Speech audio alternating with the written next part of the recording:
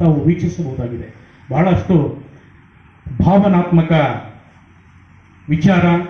ಒಬ್ಬ ರಾಷ್ಟ್ರಭಕ್ತ ರಾಯಣ್ಣ ಈ ರಾಷ್ಟ್ರಕ್ಕೆ ಮಾದರಿ, ನಮಗೆಲ್ಲ ಮಾದರಿ ಅಂತ ಹೇಳ್ತಾ ಇದೇ ಸಂದರ್ಭದಲ್ಲಿ ನಾವು ನಮ್ಮ ಭಾರತಕ್ಕೆ ಸ್ವಾತಂತ್ರ್ಯವನ್ನು ಪಡೆದಿದ್ದೇವೆ. ಭಗತ್ ಸಿಂಗ್, ಸುಖದೇವ್, ರಾಜ್ಗುರು ಅವರೂ ಸಹ 1931 ಮಾರ್ಚ್ 23ರಂದು ನೇಣುಗಂಬಕ್ಕೆ ತಮ್ಮ ಕೊರಳನ್ನು ಕೊಟ್ಟು ತಮ್ಮ ಪ್ರಾಣವನ್ನು ರಾಷ್ಟ್ರಕ್ಕೆ ಸಮರ್ಪಿಸ್ತಾರೆ.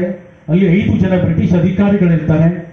5 ಜನ ಬ್ರಿಟಿಷ್ ಅಧಿಕಾರಿಗಳಿಗೆ ಭಗತ್ ಸಿಂಗ್ ಹೇಳ್ತಾರೆ, ನೀವು 5 ಜನ ಅದೃಷ್ಟವಂತರು.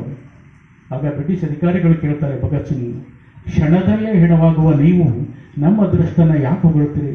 ಆಗ ಭಗತ್ ಸಿಂಗ್ ಹೇಳ್ತಾರೆ, ತಾಯ್ನಾಡಿನ ಮುಕ್ತಿಗಾಗಿ, ಸ್ವಾತಂತ್ರ್ಯದ ಪ್ರಾಪ್ತಿಗಾಗಿ ಈ ನಾಡಿನ ಯುವಕರು ಹೇಗೆ ತಮ್ಮ ಬಲಿದಾನವನ್ನ, ತಮ್ಮ ಪ್ರಾಣವನ್ನ ಕೊಡ್ತಾ ಇದ್ದಾರೆ ಎನ್ನುವ ಪವಿತ್ರವಾದ ದೃಶ್ಯವನ್ನು ನೋಡೋ ಭಾಗ್ಯ ನನ್ನ ದೇಶದ 33 ಕೋಟಿ ಜನರಿಗಿಲ್ಲ. ಅದಕ್ಕೆ ನೀವು ಅದೃಷ್ಟವಂತರು ಅಂತ ಭಗತ್ ಸಿಂಗ್ ಹೇಳ್ತಾನೆ.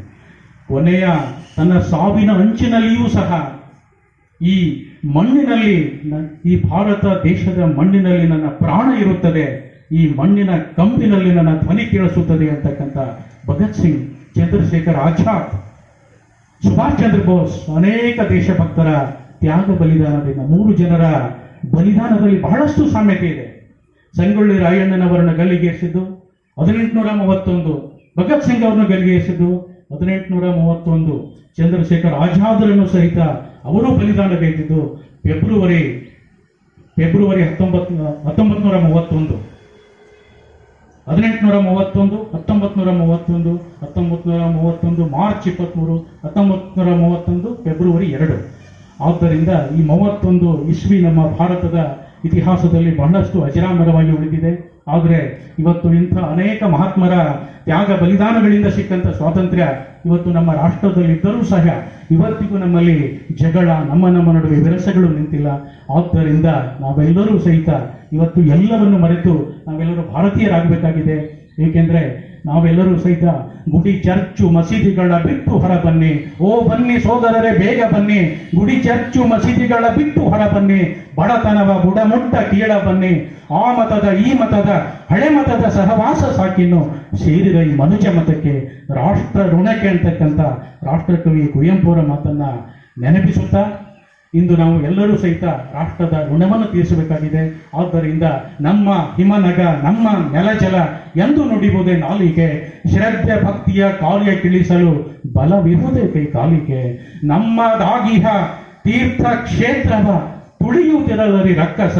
ಗ್ರಾಮ ಗ್ರಾಮದಿ ಎದ್ದು ನಿಲ್ಲಲಿ ರಾಮ ಲಕ್ಷ್ಮಣ ತಾಪಸ ಎನ್ನುವ ವಾಣಿಯಂತೆ ಇವತ್ತು ನಮ್ಮ ದೇಶದಲ್ಲಿ ಎಲ್ಲವೂ ಇದೆ. ಶಸ್ತ್ರ, ಶಾಸ್ತ್ರ, ಬುದ್ಧಿಶಕ್ತಿ, ಜನಸಂಖ್ಯೆ ಎಲ್ಲವೂ ಇದ್ದರೂ ಕೂಡ 1000 ವರ್ಷಗಳ ಕಚ್ಚಾಟ, ನಮ್ಮ ಘೋರ ಮೈಮರೆವು, ನಮ್ಮ ನಿದ್ರೆ ಇವತ್ತು ನಮ್ಮ ನಿಲಿಗೆ ತಂದು ನಿಲ್ಲಿಸಿದೆ. ಆದ್ದರಿಂದ 3 ಸಾಗರ 100 ಮಂದಿರ, ದೈವ ಶಾಸ್ತ್ರವಿದ್ದರೆ, ವೇದವಿದ್ದರೆ, ಶಾಸ್ತ್ರವಿದ್ದರೆ, ಗಿರಿ ಹಿಮಾಲಯವಿದ್ದರೆ, ಘನ ಸಂಸ್ಕೃತಿ ಪರಂಪರೆ ಇದ್ದರೆ, ಏನಿದ್ದರೆ ಏನು ಸಾರ್ಥಕ, ಮನೆಯ ಜನರೇ ಮಲಗಿ ನಿದ್ರಿಸುತ್ತಿದ್ದರೆ. ಆದ್ದರಿಂದ ನಾವೆಲ್ಲರೂ ಕೂಡ ಇವತ್ತು ರಾಷ್ಟ್ರದ ಸೇವೆಯಲ್ಲಿ ನಿರತರಾಗಬೇಕಾಗಿದೆ. ಕೇವಲ ನಮ್ಮ ಹಕ್ಕುಗಳನ್ನು ಮಾತ್ರ ನಾವು ಕೇಳ್ತಾ ಇದ್ದೇವೆ, ನಮ್ಮ ಕರ್ತವ್ಯಗಳನ್ನು ನಾವು ಮರಿತಾ ಇದ್ದೇವೆ. ಭಾರತ ಸಂವಿಧಾನದ 51 ಏನಲ್ಲಿ ನಮ್ಮ ದೇಶದ ಸೈನ್ಯ ಹಿಂದಿರುಗಿದಾಗ, ಸೋತಾಗ ನಾವು ರಾಷ್ಟ್ರದ ನಾಗರಿಕರಾದ ನಾವು ಸಹಿತ ಯುದ್ಧಕ್ಕೆ ಹೋಗಿ ನಿಲ್ಲಬೇಕಾದಂಥ ಅನಿವಾರ್ಯತೆ ಇದೆ. To defend the country and render the national service when the nation is called to do upon so ಅಂತಕ್ಕಂಥ ಒಂದು ಮೂಲಭೂತ ಕರ್ತವ್ಯದಲ್ಲಿದೆ.